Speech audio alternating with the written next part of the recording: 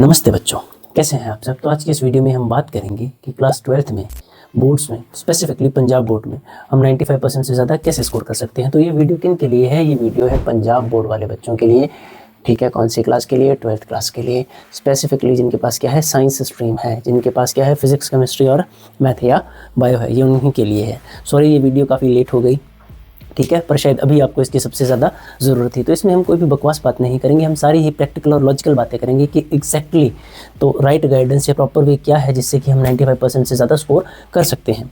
तो आपको बस इस वीडियो को लास्ट तक देखना है और ध्यान से सुनना है, क्योंकि ये इतना भी सिंपल नहीं है जितना हम सोच रहे हैं और उतना मुश्किल भी नहीं है जितना हम सोच रहे हैं।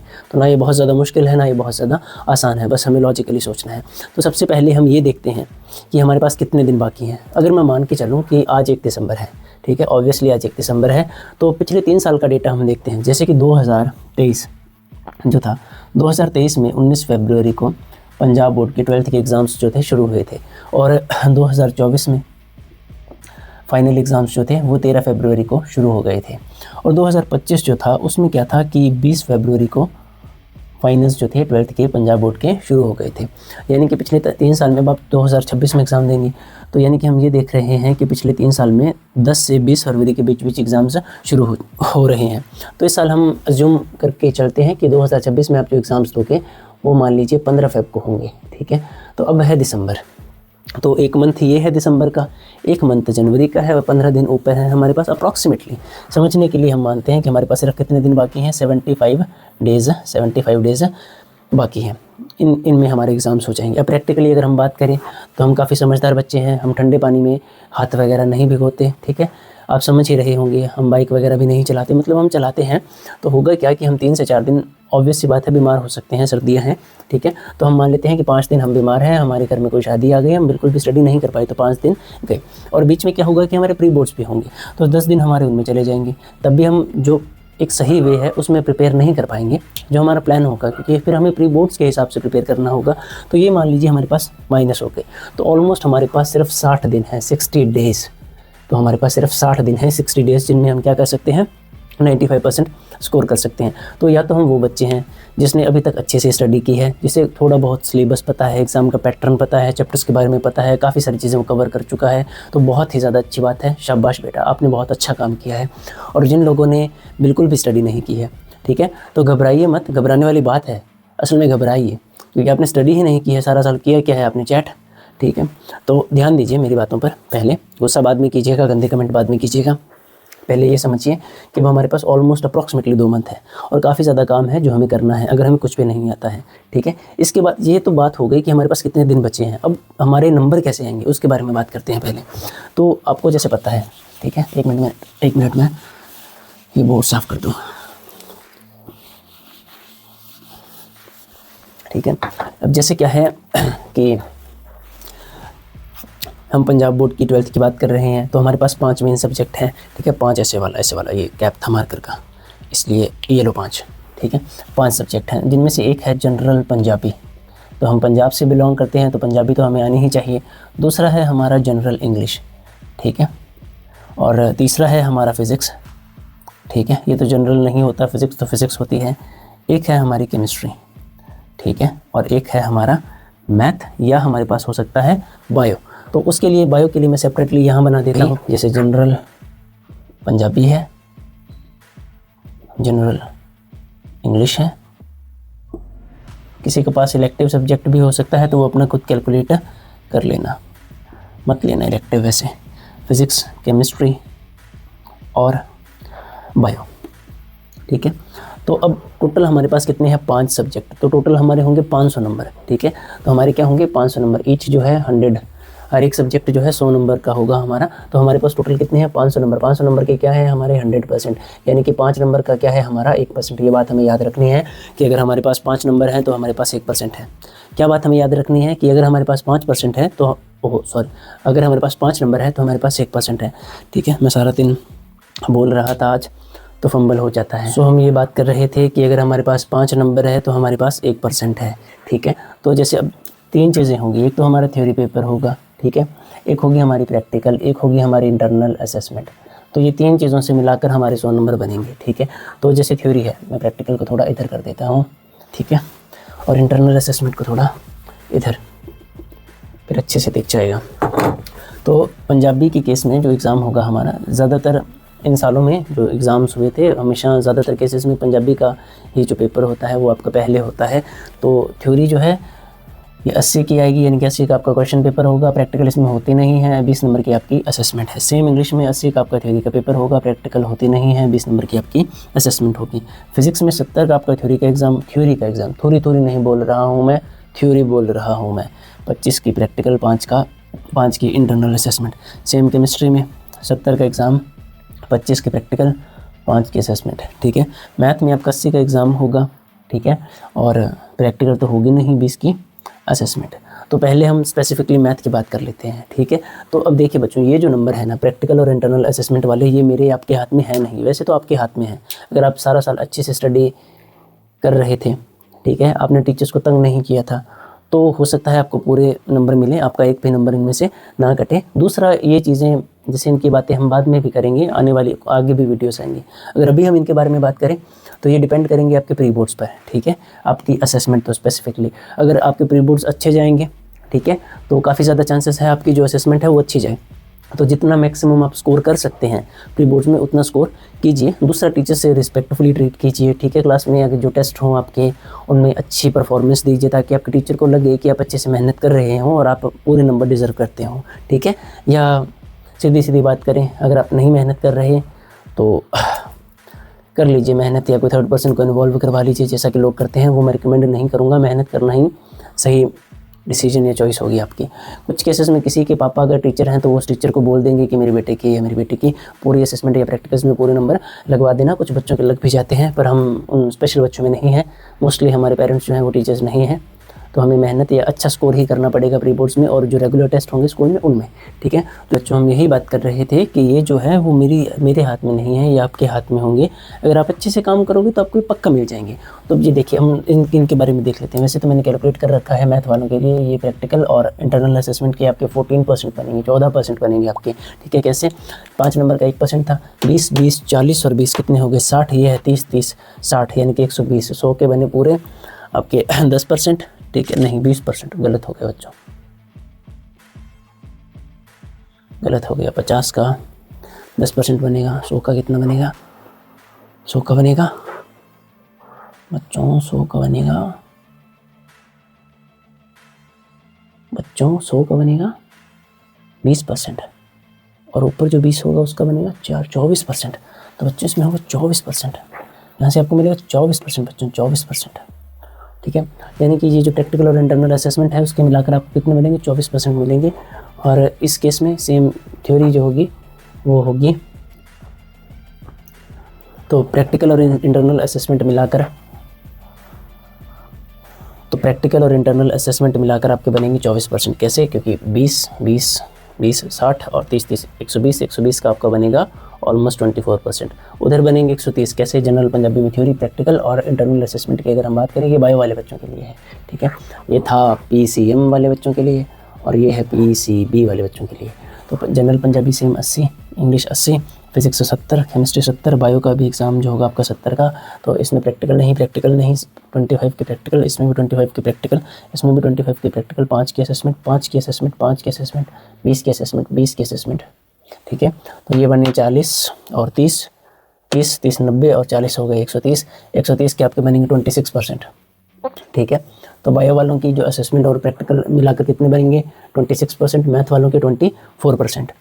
तो अब आते हैं इनमें, ठीक है। तो ये जो है, ठीक है, अगर आप इसमें अप्रॉक्सीमेटली 75% से अबव स्कोर करें, सेम इसमें भी 75 से अबव स्कोर करें, यानी कि पंजाबी में आपके 75 से ज़्यादा नंबर हो, इंग्लिश में भी आपके 75 से ज़्यादा नंबर हो, और फिजिक्स में भी मान लो आपके 65 से ज़्यादा नंबर हो, और कम से कम 60 से नीचे नहीं जाना, ठीक है। केमिस्ट्री में भी 65 और मैथ में 75, ठीक है। एक बार हम मैथ वाले बच्चों के लिए बात कर रहे हैं, तो यहाँ से 5 नंबर कम हुए, 5 नंबर कम हुए, 5 नंबर यानी 1%, 2% कम हुए, 3% कम हुआ, 4%, 5%। अगर बेस्ट केस माने, बेस्ट केस, ठीक है, कि आपकी असेसमेंट और प्रैक्टिकल में से एक भी नंबर कम नहीं हुआ, ठीक है, पूरे लगे आपके, फिर बची थ्योरी, उसमें आपने ऐसे स्कोर किया तो आपके 5-6% गए, यानी कि आपने 95% स्कोर कर दिया। बधाई हो बच्चों, ठीक है।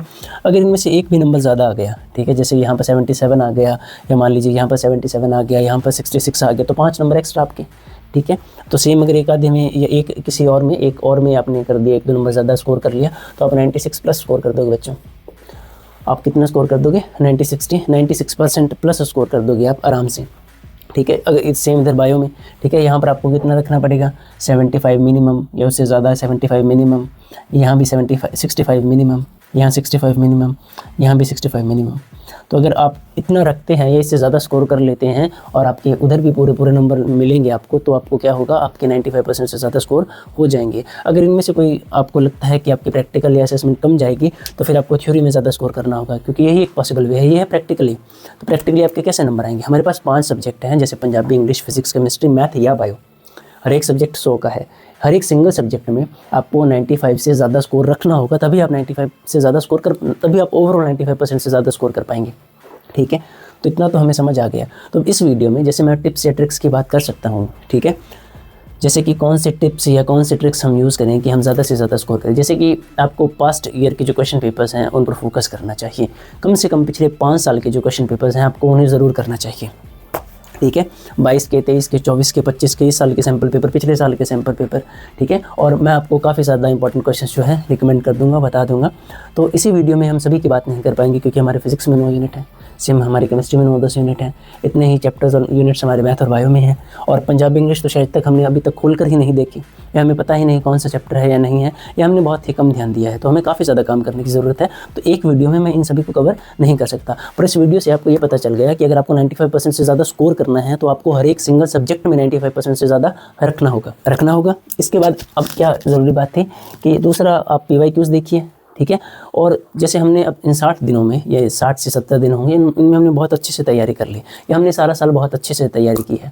पर जो हमारा एग्ज़ाम होगा उस दिन, उन 3 घंटों में हम खुद को रिप्रेजेंट कैसे करेंगे, जैसे हमने कितना लिखा है और कैसे लिखा है, ये दोनों ही चीज़ें मैटर करेंगे, ठीक है। जितना हम अच्छे से लिख पाएंगे शीट पर, जितना अच्छे से रिप्रेजेंट करेंगे खुद को, हर एक आर्टिकल जो फिजिक्स का अगर मान लो हमारा एग्ज़ाम है, तो अच्छी राइटिंग हो, अच्छे डायग्राम हो, हमारे ढंग से हमने मैथमेटिकल डेरिवेशंस कर रखी हो, हमें सारे डेरिवेशंस जो जितने भी इंपॉर्टेंट हैं आनी चाहिए, ठीक है। सेम बायो में अच्छे से डायग्राम बनाना है, अच्छे से थ्योरी लिखनी है, अच्छी ढंग की हैंड राइटिंग में।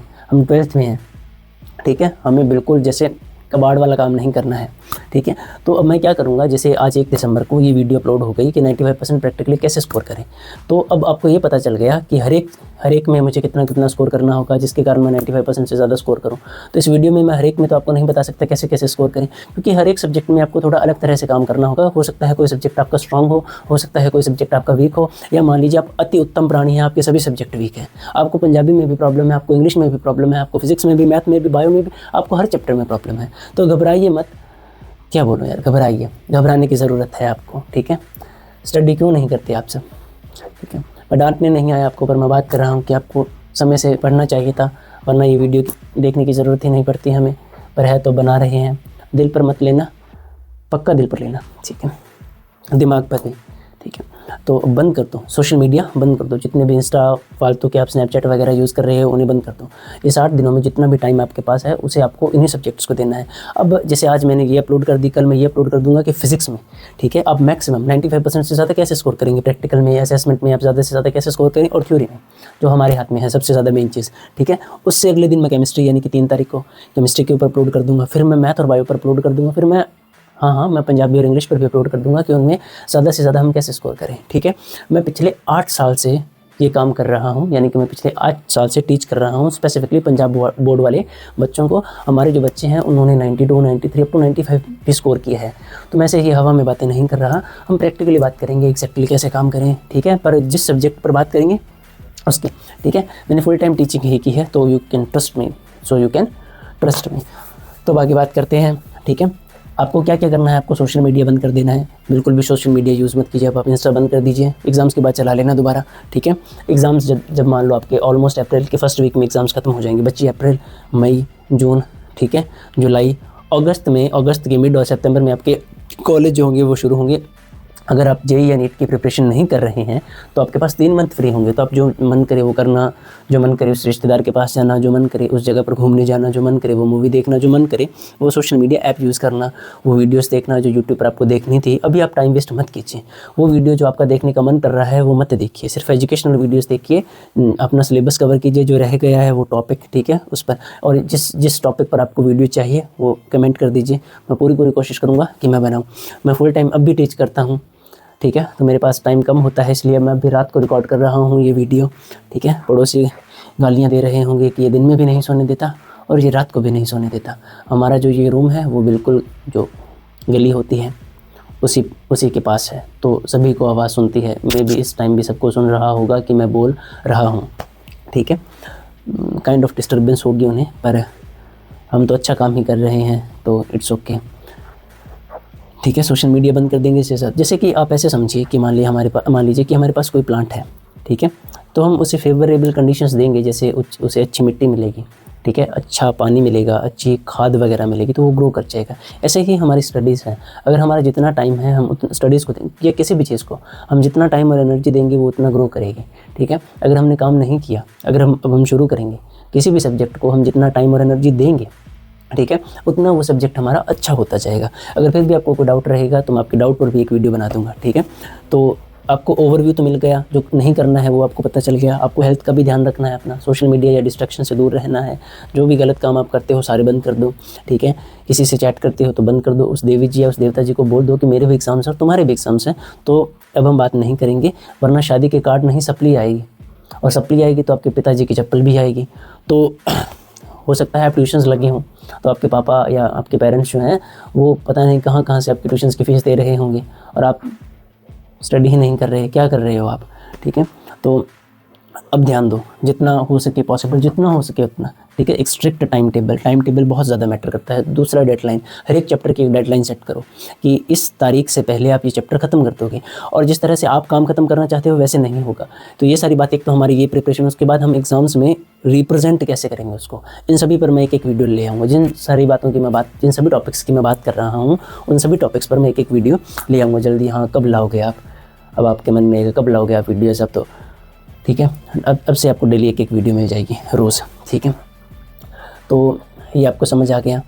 अब सबको ये लगेगा कि है ना कि मैं कैसे स्कोर करूँगा ये 75, 65। मैंने तो सारी उम्र में ना मैंने 10th में इतना स्कोर किया, ना मैंने 11th में इतना स्कोर किया। तो देखो मैं आपको बताता हूँ एक बात, जैसे मान लो एक हाथी है, ठीक है, उसके अंदर काफ़ी ज़्यादा पोटेंशियल है, उसके अंदर काफ़ी ज़्यादा ज़ोर है। जब वो बच्चा है, ठीक है, और उसे खूंटे से बांध दिया गया है, तब वो छोटा है और वो जो रस्सी है वो उसे नहीं तोड़ सकता, उस रस्सी को इतनी ज़ोर से नहीं खींच सकता कि वो आज़ाद हो जाए, ठीक है। यानी कि उसके अंदर ज़ोर कम है। यही हमारे साथ होता था जब हम छोटी क्लासेस में थे, तो हम स्टडीज़ में थोड़ा कमज़ोर थे, हमें टीचर्स डांट देते थे या दबाते थे, या हमें ये नहीं बोलना चाहिए, पर हमारा जो एजुकेशन सिस्टम है उसमें यही था, जो अच्छे बच्चे हैं वो अच्छे बच्चे हैं, वो स्टडी करते हैं, जो कमज़ोर हैं उन्हें हम नालायक बोल देंगे, वो तो किसी काम के ही नहीं हैं, वो तो बैक बेंचेस हैं, हमें तो ज़िंदा रहने का ही हक़ नहीं है क्योंकि हम पढ़ाई में कमज़ोर हैं।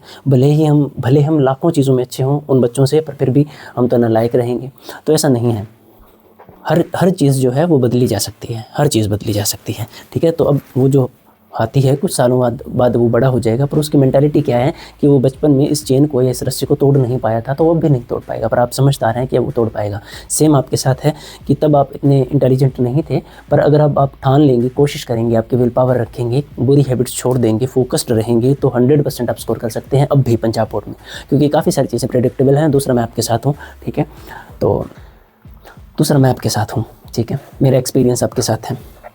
तो छोटा नहीं सोचना, हमें सोच के चलना है। अगर मान लीजिए 95% ना भी है तो 90 तो स्कोर करेंगे, 85 से तो अबव रह जाएंगे। अगर 95 सोच कर चलेंगे तब भी 90 से अबव रखेंगे ना, ठीक है।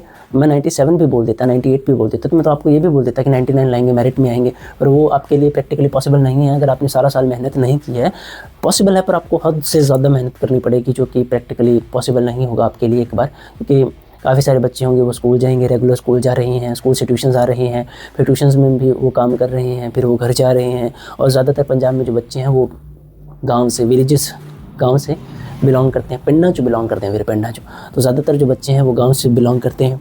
तो उसके कारण हमें घर में भी काफ़ी ज़्यादा काम हो जाता है। मैं समझता हूँ, आप समझ रहे हैं कि मैं क्या कह रहा हूँ।